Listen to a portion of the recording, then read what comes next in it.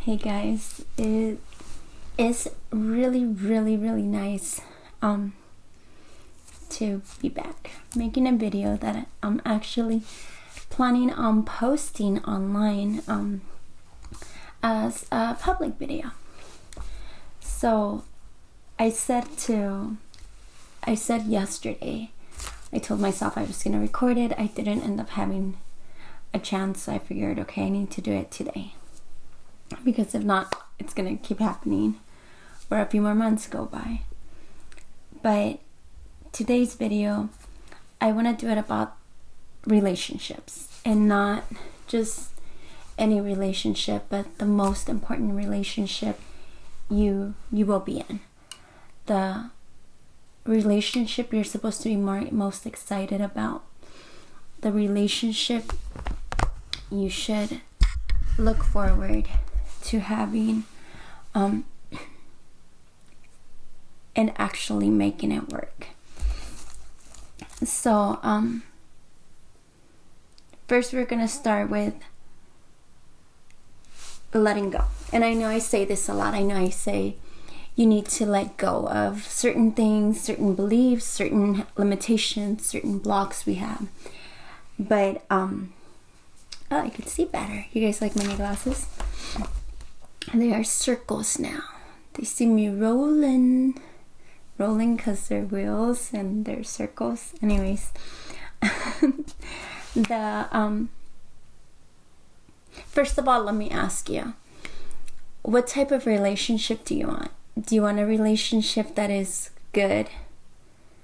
A relationship that's okay? A relationship that's pretty good? Or good enough? Or would you rather have something amazing, something that you could say, I love being in this relationship? Like, I love being in this relationship. You look forward to it, forward to making it work, forward to discovering new things. And the thing about it is, we spend so much time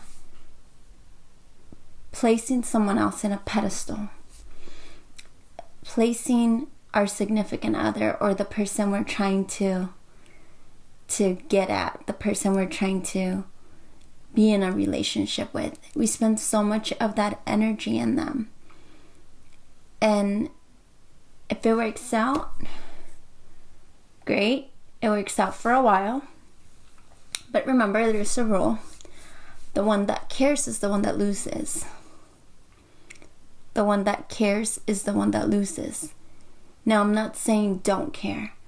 I'm just saying don't hold on to things so tight where you end up eventually pushing it away. So there's the reason why I'm saying this is because there's a happy medium, there's a bliss point. And that's when you could tell, that's when you feel the best. Like when you feel like this is perfect. That's going to be your perfect relationship. That's going to be your amazing relationship. And an example I could give is your favorite burger. Hopefully it's a vegan burger, but your favorite hamburger or whatever favorite food you have. And you go to a restaurant, and it's probably a chain restaurant, and it's known to make the best burgers, at least in your perspective, right? Through your lenses, you're seeing those burgers as the best burgers. Now, those later in an hour, those burgers, right, have been created. And this is something that people actually do, to the point where they are made and created to satisfy your palate, to have the perfect amount of sweetness, the perfect amount of saltiness, savory, for it to be savory, sweet, spicy. It has to have the perfect combination. It has to have that happy medium, a little bit of sweet, yet a little bit salty. When you put them together and you create that perfect taste that your taste buds will enjoy and love, right? That's why once you eat it, how to eat a hamburger, once you eat it, you realize, dang, that's my favorite burger joint. No, that's not my favorite burger joint. That is the best hamburger I've ever had. Anytime I want a hamburger, this is it. This right here. This is where I'm coming. This is where my burger joint's gonna be. Unless, I don't know, I'm starving and I can't make it here, I won't. I'll have someone else's burgers. But other than that, this is the place. This is the place to go when my girls want to hang out, have a few burgers, beers. This is where we're coming, because this is the joint. Well, do you know that people actually study the perfect taste? Like when they create a new hamburger, a new taco, they find that perfect balance. So we already know, just as human beings, we know where the data is. The data to market, to create something that could be addictive. Something that will bring us some money back. Something that will make us some type of income. I broke my nail. But that is all based on finding that perfect point. That part where your taste buds stand up and can really, really taste the juices of whatever they're made out of. The lettuce, the crispiness of the lettuce, the juiciness of the tomato, the crunchy onion. So whenever you get to discovering that perfect hamburger, it's because people took the time to create something that would satisfy your palate. Now, mind you, this is not going to be the favorite burger joint for everyone, because everyone has those different taste buds, different things they're looking for. But what they look for, it's what the majority of people would like, what a large group of individuals will fall for, depending on who it's that they're targeting, who is it that they're marketing towards, right? So it's the same thing with a relationship. Your perfect relationship's not going to be someone else's perfect relationship. It has to be yours. So you have to find what fits. What's that perfect medium? What's that perfect bliss point that you could be at, where you'll be satisfied, but there's enough tug and enough pull, and it goes back and forth, and you're willing to put in the work. So the reason why I'm bringing up the hamburger, or this happy medium, the bliss point, it's because that's the relationship that you want to spend time with. That's the relationship you want to invest in. And remember what I said in a previous video, your time is the most important currency. People want your time. That's the one thing you could give that's truly valuable. That's the one thing that you won't get back. That's the one thing that if you don't give time to something that you wanted, that's where you're going to regret it. You're going to regret not investing your time in that. On that relationship, that's the relationship you want. That's a relationship that you want to give, that you want to take, that you want to discover, that you want to grow with, that you want to learn with. And the most important person you could have that relationship with, yeah, it's yourself. It's absolutely yourself. When you're able to analyze, just like the burger example, how people analyze what the population they're targeting and what, taste buds, what people are liking, what people are buying there, is the same thing. When you're in a relationship with yourself, where you could go back and get out of your feelings, get out of your head, just step aside and evaluate it.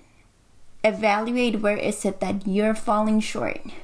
Evaluate what is it that's triggering you. Evaluate what is it that makes you feel like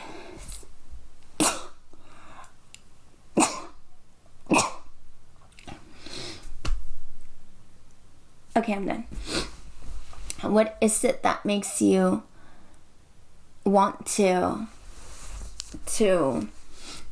punch someone or kiss someone? Like, what's making you happy? What's not?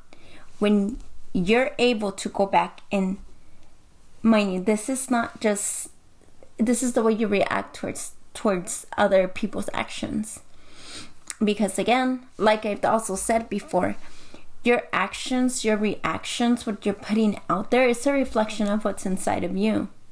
What you're doing, it's a reflection of what's inside of you.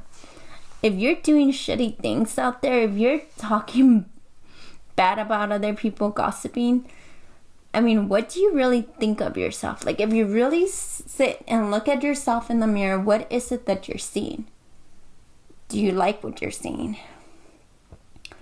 Could you truly be okay with the person that you're with? And that person, it's you. So, I'm just reading my notes real quick. You don't think. You need to be able to analyze yourself. That's what's going to get you to where you want. You need to see what is it that you're so unable to cope with that triggers some type of behavior. And that could be anything. That could be, oh, my boyfriend's not giving me enough attention, and this is something that a lot of girls do. I love him. He lets me be free. He lets me do my own thing, hang out with my own friends. We're super cool, super like 21st century, like dope type couple that we're just that couple that could hang out at the bar and not be together and everyone knows we're together. Blah, blah, blah. But a lot of girls will like that. But they will also resent the man for it. Will resent you for it. Because at the same time, we want the attention. Now, a lot of times when, like I said, for females, the main thing's attention. That's a really big one. So when I'm eating a piece of my hair, when we're not getting that attention, a lot of females cheat. A lot of females will close off. So figure out what your mechanism is. What's your coping mechanism? What is it that you're so unable to cope with? What is it that you need that man's attention? What is it that, and I'm talking about myself, right? This is something that I need to analyze about myself that I actually do. What is it that triggers, what is it that gets triggered when I don't get enough attention from my boyfriend? Where is it that my pattern, my thought process goes? Do I start overthinking? Do I think of every possible scenario of why he's not giving me attention? Do I excuse it with a different behavior? Excuse me. For me, I personally don't cheat as a mechanism, but I completely close off and then just kind of note it in my brain. Like, I write it in stone somewhere in there where I will not forget it.